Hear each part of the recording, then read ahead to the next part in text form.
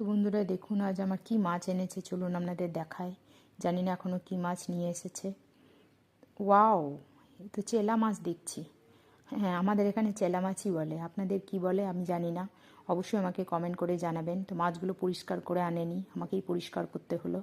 তো এইভাবে মাছটা বেছে পরিষ্কার করে নিলাম। তারপরে এটা লবণ, হলুদ আর একটু সর্ষের তেল মেখে নেব।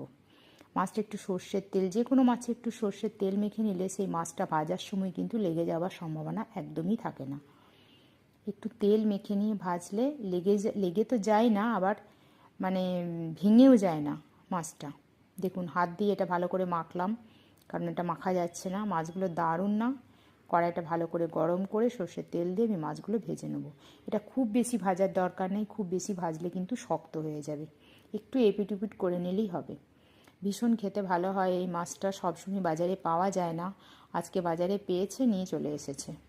যাই হোক, আমি এটা এখন এইভাবে রান্না করছি। এটা সর্ষে পোস্ত নিয়েছি, সাদা সর্ষে নিয়েছি, আর টমেটো, পেঁয়াজ, কাঁচা লঙ্কা নিয়ে নিয়েছি। মাছগুলো ভেজে তুলে নিয়েছি। আরও একটু তেল দিয়ে দিলাম, পাঁচফোড়ন দিয়ে দিলাম, আবার একটু চিনি দিলাম আর একটু হলুদ দিলাম, এটা অবশ্যই কালারের জন্য।